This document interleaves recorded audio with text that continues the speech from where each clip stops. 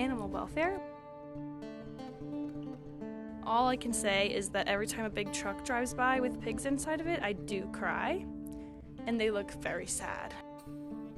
Can you tell me what the Farm Bill is? Nope. Farm Bill? Yeah, nope. Animal welfare? Well, I assume that's when an animal family is below the poverty line and receives additional support from the government. So the Farm Bill is the man who has worked on the farm for 80 years. Tell me, what do you know about Proposition 12 in California? Oh, nothing. I know nothing about that. I'm so sorry. Animal welfare, like how they take care of the animals. You know, agricultural and food things. I don't know what the Farm Bill is. Hello everyone and welcome back to the Cat Podcast. I am your host Sydney Schnorr, and today we are going to be talking to Kylie and Michaela about different types of milk. Without further ado, I'll hand it off to them.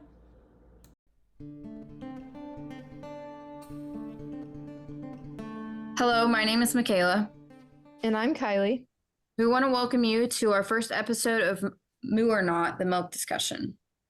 We are excited to have 3 special guests joining us to talk today a little bit about their experiences with different kinds of milk. Our guests bring unique perspectives, and we cannot wait to hear their stories and insights. Whether you're a milk enthusiast or just curious about different options out there, this episode has something for everybody. Let's get started. Before we get all the way into this, I do have a question for you, Kylie. I know personally I'm not a huge milk drinker, but I have had both dairy milk and alternative milks. Most of the alternative milk that I've had has just been in stuff. Like when I go to Starbucks and get a drink, they'll put oat milk or soy milk. Have you tried alternative milks, or kind of what's your outlook on that? Yep. So I grew up drinking mostly dairy milk. Once I got to college, I did try some alternative milks, but my situation is very similar to yours.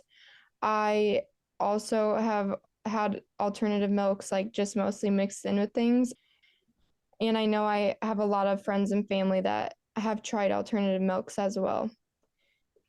Yeah, I guess alternative milk is something that is fairly new to me. It's not something that I remember hearing a lot about when I was younger, but I do know that even infants, this is something that has been a choice for them when they may have troubles with dairy milk and stuff. But yeah, this is something new, and I think it is kind of becoming more popular. So I think it is very important for us to kind of touch base and hear what people have to say about it. Agreed. And I know that some people also drink it for healthier reasons as well. I know that's one of the reasons some of my friends have started drinking alternative milks. Now, Michaela's going to give us a little background on milk. Milk is a dietary staple all over the world. Dairy products are produced from cows, goats, sheep, and other mammals. Dairy products have a rich source of calcium, protein, and various vitamins. Alternative milks are made from a variety of plant sources such as almonds, soy, oats, coconut, rice, and hemp. Statistics show over the past decade that the popularity in alternative milk is on the rise. Some key consumers of alternative milks are people that are lactose intolerant, vegans, and health cautious people. Now that we have gave you a little insight to what our first episode of Moo or Not is going to be about, help us welcome our very first guest. Now we would like to welcome Marley McKay. We'll let you take it from here. Tell us a little bit about yourself. Okay, well, I'm a senior at Iowa State University. I'm originally from Knoxville, Iowa.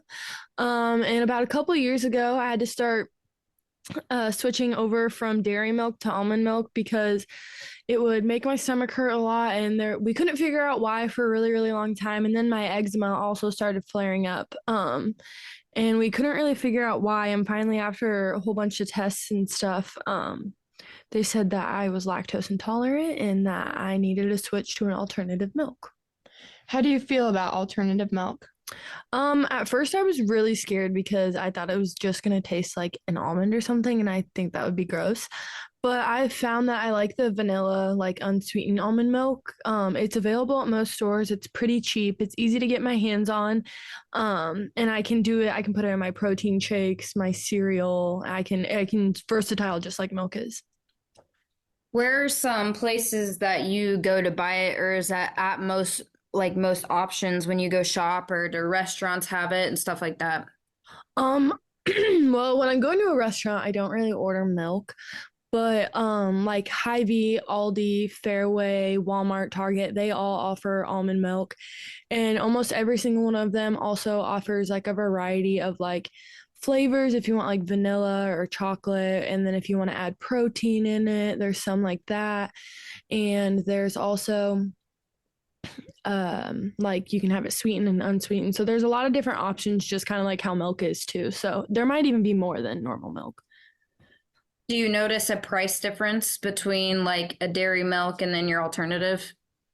No, I don't really see much of a price difference. I mean, if you're like going for obviously the whole like non-GMO, super organic, like all of that stuff, sometimes that's a little more expensive, but most of the time, it's not too bad. It's most of the time probably less than regular milk. Is there like a specific brand that you like more than the others, or does it not really make a difference? Um, at first it didn't really make a difference.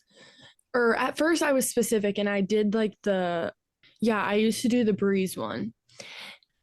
I know you kind of already touched on this, Marley, but is there a specific like brand that you get for almond milk or alternative milks? So I've tried a lot of different kinds, and at first when I kind of started this journey, I did the Almond Breeze almond milk, but it did get a little expensive. So honestly, I just kind of go for like store brand names like Hy-Vee or like Great Value and stuff like that, and they all taste the same and they're cheap and they're cheaper. The only reason I did Almond Breeze at first is because it was like the popular brand.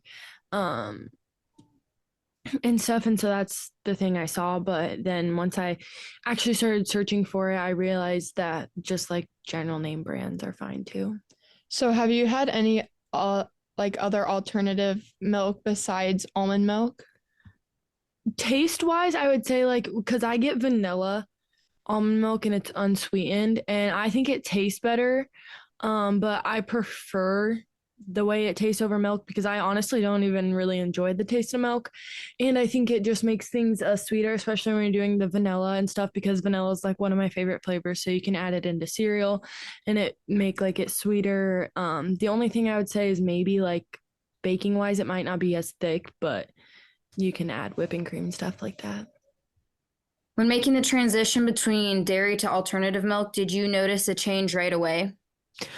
So I did notice like a taste because it was a little bit sweeter, which I do like, and it has like that vanilla taste, which I pick out, or you can just have regular. And I do think it tastes better because it just adds more flavor, I think. And also the major change from switching to dairy to non-dairy is that I saw my bloating go down, my stomach wasn't as full, and then also with my eczema flaring up, I started drinking almond milk and taking out dairy, and it helped it clear it up.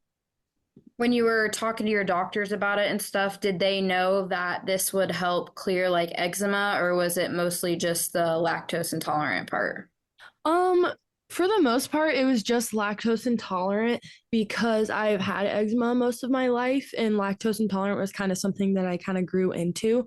But when I was consuming more dairy, I noticed that it did flare up more. So that was something also that they said could happen to change it. Thank you for sharing your experiences with us, Marley, and thank you for taking time out of your day to speak with us. It was a pleasure to hear about your experience. Yes, we enjoyed hearing about your experience and hope that our listeners can connect with a story similar to yours. Yeah, thank you guys for having me. Have a good day. Lactose intolerance was a term I was pretty familiar with before I even started researching on alternative milks, but to find out that alternative milks helped cure eczema was something that I found very fascinating. With the popularity and the demand of alternative milks on the rise over the past few years, I am sure with years to come that we are going to be figuring out a lot more health benefits from these alternative milks. I also found it fascinating that alternative milks helped clear up her eczema. I wonder if that's something that other people have experienced as well. And with that, we would like to thank Marley once more for coming on our first episode of More or Not, and we can't wait to see what our next guest has in store for us. Now get ready to help us welcome our next guest, Gail Carpenter. I'm a Michigan native, grew up in central Michigan, right here. Went to Michigan State for undergrad, did my master's at the University of Minnesota, PhD at Kansas State. I taught and lived in Ontario, Canada for a couple of years, and then spent some time working in the dairy industry as a dairy nutritionist. In Ohio, and then moved to Iowa in 2021 for this job at Iowa State. So I am the state dairy specialist for the state of Iowa.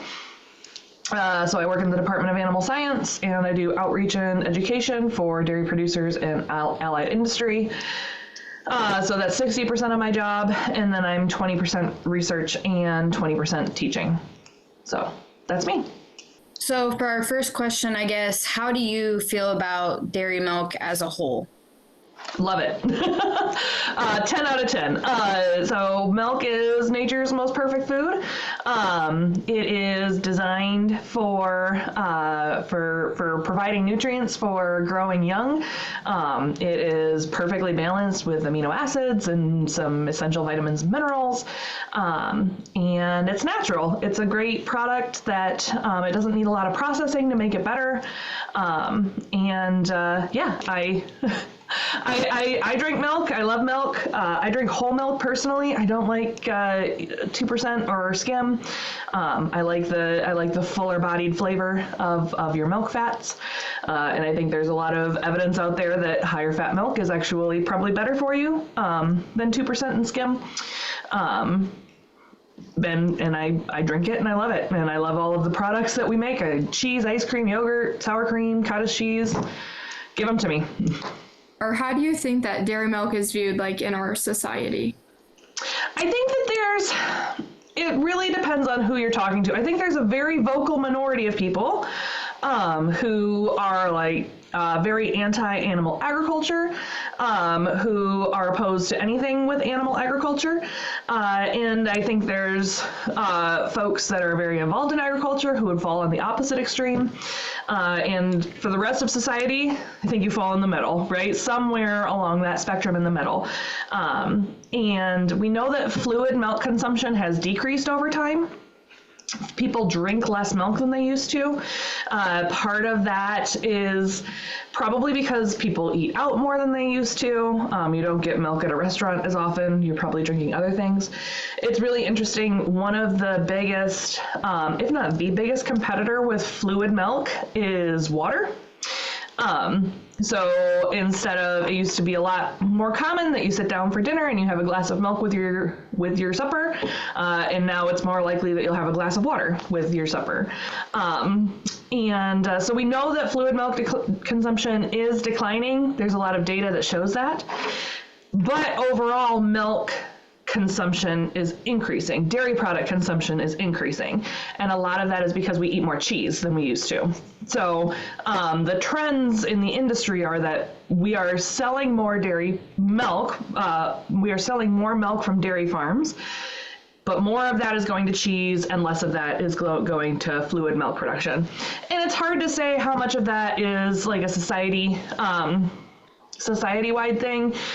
Some of that may be from, people pushing more alternative milks, but, I think that we kind of tend to see like, okay, there's milk from a cow and then there's almond milk. I struggle with the term milk when it comes to like soy or almond or oat or whatever else. Like, you're not milking an almond, right? So whatever you want to call it, these alternatives to milk they're not always our biggest competitors, right? Like I said, water might be one of the biggest competitors when it comes to consuming fluid milk.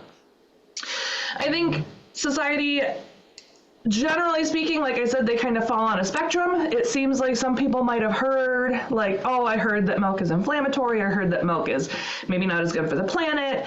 And I think it's one of those things sometimes where it's like, oh, I could get oat milk and it makes me feel better about the choice that I made, right? If I get oat milk in my latte versus whole milk in my latte or real milk in my latte. But I think society-wide, like a lot of, I don't know how much people think about it, right? It used to be just a norm to drink milk with things, and it's not as much a norm anymore. And when I think about my friends who aren't necessarily connected to agriculture, they probably don't have a good reason for why that is, right? And maybe it's things that they've just subconsciously absorbed from, the ethos around them, or maybe it was a conscious decision, but yeah, so that was a pretty long non-answer to your question. I think most people fall on a spectrum somewhere between I'm very pro-animal agriculture and I'm very anti-animal agriculture. I think the majority of society falls somewhere in between those. Along that line. And I've had oat milk before. Okay. It tastes good. It doesn't taste like milk to me, but it's not a bad beverage, right? Like I've tried it. It's fine. But to me, it's not milk, right? It's a different thing. So I ask for whole milk at Starbucks personally, because I think it adds more to the latte, but. And then I guess, in your opinion, like, what is the most significant benefits that you're getting from a dairy milk versus your alternative milks? So a dairy milk is going to, like I said, perfectly balanced amino acid profile. It's got those essential vitamins and minerals in it. There are a lot of really great benefits for whole milk or for cow milk or goat milk or true milks versus milk alternatives. I think I like them better on my cereal. I like the mouthfeel better. I like it's a good product, right? It's a product that we don't necessarily need to mess with, in my opinion.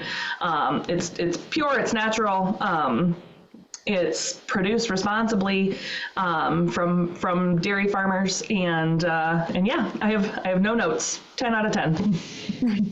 So, do you think that the availability of alternative milk affects like traditional dairy farming? Yeah, that's a great question. So obviously, every time somebody reaches for a milk alternative versus a gallon of milk, that is one less gallon of milk that a dairy farmer could have consumed, right? And so, or produced, I should say. So there is some of that competition in the marketplace. And we want dairy producers to be economically viable, right? We want them to be able to succeed in our current markets. So the less often people reach for a milk source or reach for an alternative milk versus a dairy milk, the better. The less often, the better. Hopefully I said that in the correct order. And I don't know if it necessarily impacts a farmer's day-to-day management, right? I don't know if it necessarily impacts their chores, their routine, or their animal care, or anything like that.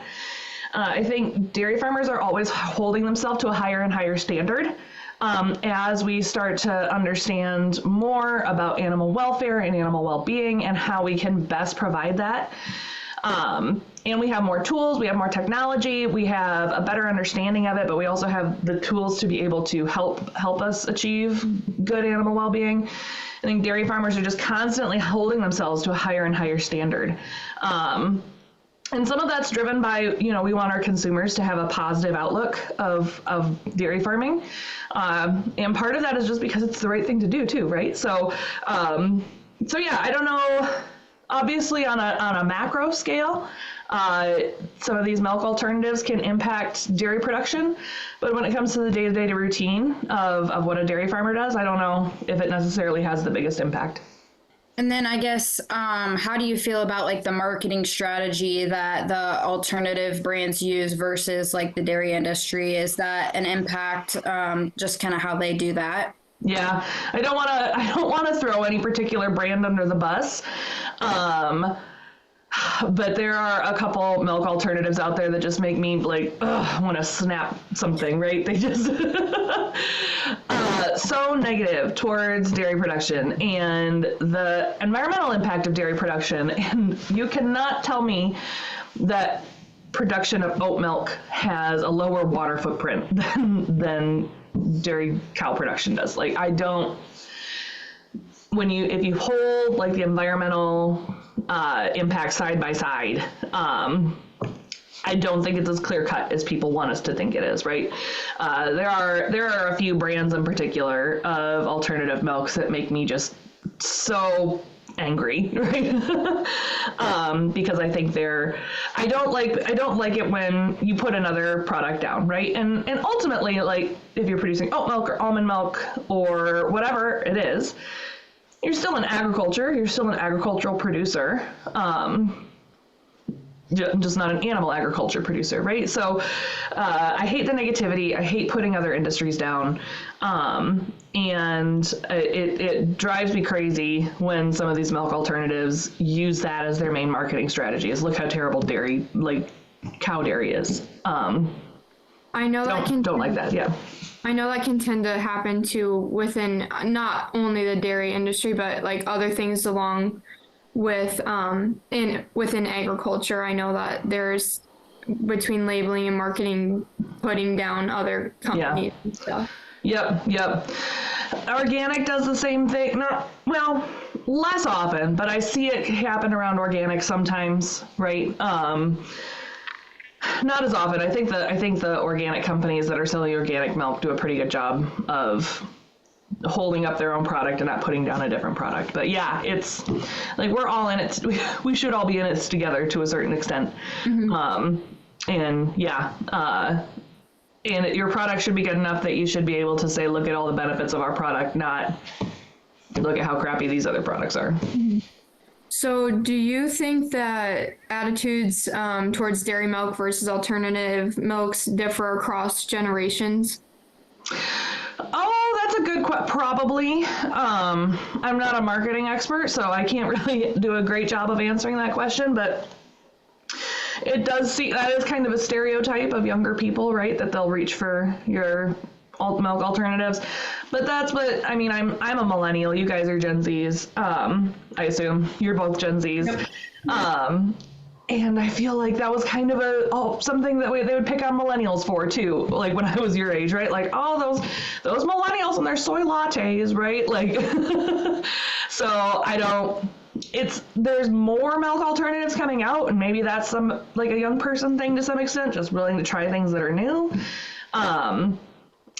And I think like it does seem that that's something that's changed over time, and whether that's a generational thing or whether that's just the passage of time, I don't have a good answer for that, but at least from my perspective, it does seem that a lot more of these are consumed by generally younger people, as far as I can tell. But again, I'm not really a marketing expert, so if you find somebody who corrects me on that, go with them. And I guess when you go into stores, we did like a little research on pricing and stuff, and just talked about how like at your smaller, your local grocery stores, they might have that alternative milk option, and maybe it's not like they don't have like every option there is, because there is a lot rather than like dairy milk. But we kind of talked about how even with like baking, would that alternative milk, is that even something that would work in that? You just can't replicate good milk, right? Like, like the milk fat, the milk protein, like the biochemistry of it. I've never tried an alternative. I haven't tried a ton, but I've never had an alternative milk where I'm like, yes, this is like milk, right? I think the same thing about Impossible Burgers, right? I've tried them. I don't know how people are always like, oh, they're the same as meat. Like, no, have you ever eaten meat? Like, and yeah, it's like you can't. It's so hard to go and replicate all of those biochemical, physical characteristics of milk.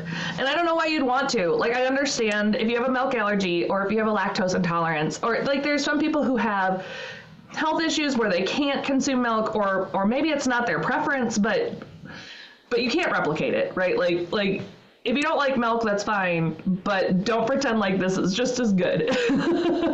So I know you said you've tried a few alternative milks. Is there like texture difference and things like that, or like taste, I guess, taste wise and texture wise? Yeah, I don't, like I said, I like whole milk, so it's got more of that like mouth feel to it of the milk fat. That I don't see as much in like the milk alternatives that I've tried. And neither does skim milk either, right? I was at something a while ago and got like a little carton of skim milk, and I was like, oh, this milk's gone bad. And somebody was sitting next to me and they were like, no, it's just skim milk. So yeah, that's a preference thing too, probably. They also, it seems like the ones I've tried have had like been sweetened, right? They get some of that, like milk just has like it has a good flavor because of all of the good things that are in it. And it seems like these milk alternatives generally have some more sweetener in it or flavor. You know, they're usually vanilla flavored or something similar to that it's just like, I don't know, we talk about the consumer as a whole kind of moving away from the processed foods, right? And so, milk alternatives are so much more processed than dairy milk would be. Dairy milk's obviously pasteurized, and most of the time it's homogenized. Things for food safety, well, pasteurization's a food safety issue. Homogenization, that's more of a consumer preference thing. People don't like their milk fat floating to the top, right? They like it incorporated, but you can buy non-homogenized milk. It's called creamline milk. I think it's really good. We drank it growing up, and I kind of like it. I don't know, it's nostalgic for me. And it has more of that creaminess to it at the top, especially, right? You have to like shake it up before you pour it on your cereal or whatever. But beyond that, really, there's not any processing that happens to the fluid milk that you buy at the store, compared to a milk alternative that's going to have like all of the different ingredients on it and have to go through all sorts of different processing to be able to taste like it does. So not that I necessarily have a problem with processed foods like in general. We buy a lot of foods that are processed, and that's not necessarily an inherently bad thing, but it is kind of interesting to me that these milk alternatives seem to be more popular, while at the same time we're hearing how much consumers don't want processing of their food products. So what do I know? My mom grew up on a farm, and they drank it straight, like from the cow pretty much, and she said like that was just normal for them as they were growing up. That's just how they lived. Yeah, my mom would always pasteurize the stuff that we drank, but yeah, it would be pretty much straight from the cow. Yeah. And I don't know, I think it's delicious. Yeah, I don't think I've ever had it like that, but I'm not a huge milk drinker either. Like, I'll put it in my cereal occasionally. Just kind of like you said, we're finding other ways to like consume dairy products that's not milk. But yeah, I think it would be hard to try to make that flavor. I don't think there's anything that could actually match that. And just like you kind of mentioned, there are so many flavors of alternative milk and different types, and they all have like different nutritional things in them too. Like some have higher protein, or some are a lot of sugar, calories, and stuff like that. So I think that milk would be hard to essentially make. Yeah. And there are different ways that you can kind of process fluid milk from like dairy milk as well. So if you've ever tried Fairlife milk, that's a great example. They ultra filter that. So it has higher protein than than just regular standardized milk in the grocery store will have. I love Fairlife milk or ultra filtered milk. I think it's delicious. It's richer, and but it's just more milkiness, right? It's not like you're adding something to it. Chocolate milk you usually are, but it's not like you're adding stuff to it, right? You're concentrating the stuff that's already in the milk as a product. Yeah. Do you think people will continue to keep buying alternatives? Like, do you think it'll become more popular? I expect that it's not going away, right? It's been around for a while. Different ones seem more trendy than others. Right now it seems like oat milk is what everybody's excited about, and 10 years ago it was almond milk, and before that it was soy milk. And I think that I don't think it's going to go away. And I don't necessarily think that it has to either, right? Like, there are people who can't consume milk, and there is a place for some of these milk alternatives in their diet, right? But so I don't think it's going to go anywhere necessarily, but I hope that people also realize that drinking just good, natural dairy milk, or dairy cows, dairy goat, dairy sheep even, can be part of a healthy diet. Do you think if, like, for your view, if they called alternative milk something that was not milk, like named it something else, because essentially it's not coming from a mammal, it's coming from a plant or a nut. Like, if they called it something besides milk, do you think that would change, like, the dairy people's perspective on it, if they weren't also, like, putting the dairy industry down? I don't know if I'm as convinced of that as some people are. I know that's a fight that the dairy industry fought for a while, what you call it, whether you can call it milk or not. I'm not necessarily convinced that that's like the gold star gonna fix all of our problems. Renaming it something different, I don't know personally what kind of impact that would have. But again, marketing's not really my expertise, so it's hard for me to comment on that. Yeah. Thank you for sharing with us and giving us your input. Yeah, no problem. We would now like to introduce Lacey Kobriger. Lacey, welcome to Moo or Not. We are excited to have you as one of our first few guests on the podcast. In our first podcast, we are talking about alternative milks versus dairy milk.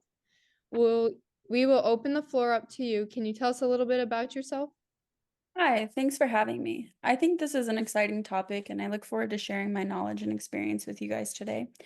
Right now, I attend Iowa State University, and I grew up in Iowa Falls on a family farm. I feel like coming from this background, I'm expected to be pro-dairy, but actually, it is kind of funny because I enjoy both. I first started drinking alternative milks. I did a lot of research because I knew if I told people I liked them, I would get a lot of questions in return. So I wanted to be informed about it.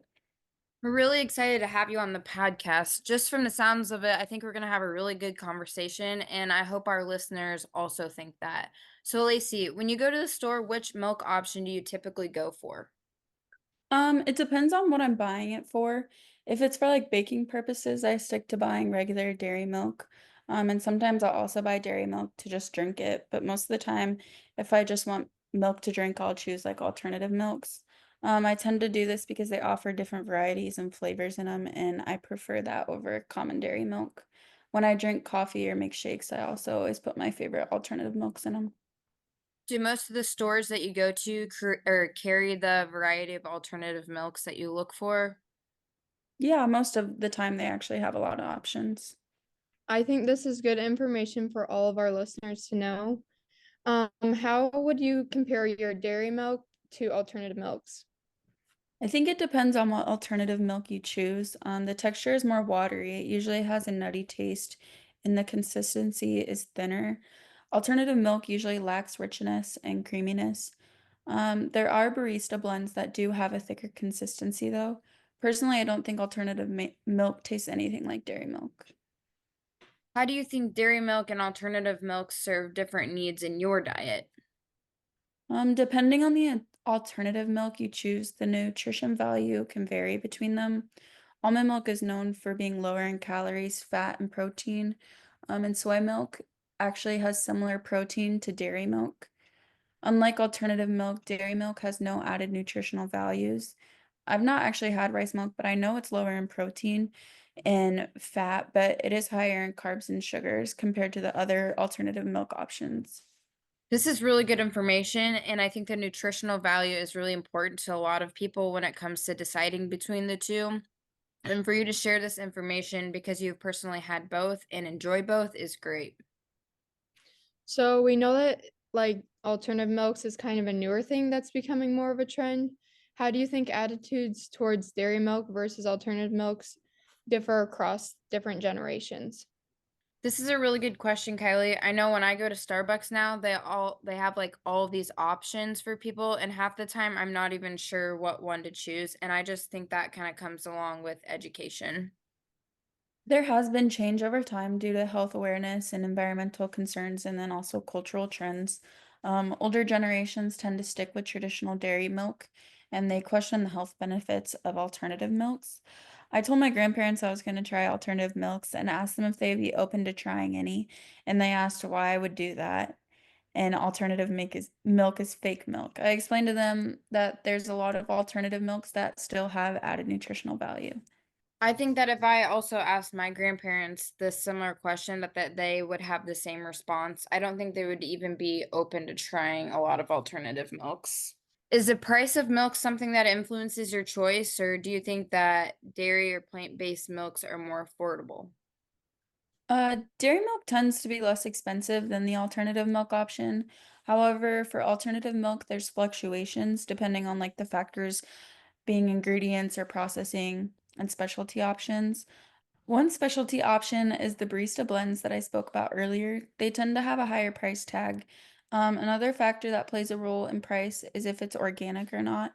Generally, a gallon of milk that or dairy milk is around $6, depending on the brand. Alternative milks typically come in 1 quart and it runs around $3. Every once in a while, I'll see a gallon and it's around $9. Do you find it easy to find your preferred milk types at stores, or are there any challenges finding the certain alternative milks? There's typically limited options in smaller stores, and they often come in smaller cartons and are priced higher. But I rarely ever struggle finding dairy milk, and that is where it comes in handy to like both options. So if they don't have one, I just choose the other. Do you think you'll continue drinking dairy milk, or do you see yourself trying to go more towards the plant-based milk or alternatives in the future? That's a good question. A little like I mentioned before, I think it just kind of depends on what I want the milk for. So, do you think that the milk market will keep changing with more people choosing the plant-based option since it's kind of trending, or do you think that dairy milk will always be a more dominant choice? I personally think the more educated people become on which milk they choose to drink, it will change over time. But like we talk about, I think the older generation will just stick to their ways. Well, Lacey, we really enjoyed hearing what you had to say about your experience, and I personally learned a lot from it, and we hope our listeners did too. So I want to say thank you for taking your time to speak with us. Yes, thank you for coming on our podcast and sharing your experiences with us. We value your input and appreciate it. Thanks for having me today. We want to give a huge shout out to our 3 guests who took time to speak with us today. I know personally I learned a lot of new things from each of them. We got some good insight on personal stories as well as some good facts. Yes, thanks again, and thank you to our listeners. We hope you got some good information out of it. I know I did. I want to take this opportunity to recap on some of the things we heard. I think it was great to have 3 different viewpoints on a huge topic. This is definitely a trend today, so I think it is important. Marley gave us some good points on why she chooses to drink alternative milks. It has helped her with her stomach issues and eczema. Yes, she did. Eczema was very interesting to learn about. Gail also touched on some great things like the consumption of other dairy products are on the rise and milk intake has gone down just because people would choose to drink other things than milk, such as water. Gail did touch on some very good information. Lacey pointed out good things about both dairy milk and alternative milks and why she uses both. Well, that's a wrap on our first episode of Moo or Not. Thanks again to our listeners. If you have any questions, feel free to reach out to Michaela or myself at mcjones1@iastate.edu or kmdietz, D-I-E-T-Z, @iastate.edu. And thanks again for listening, and we hope you learned something new.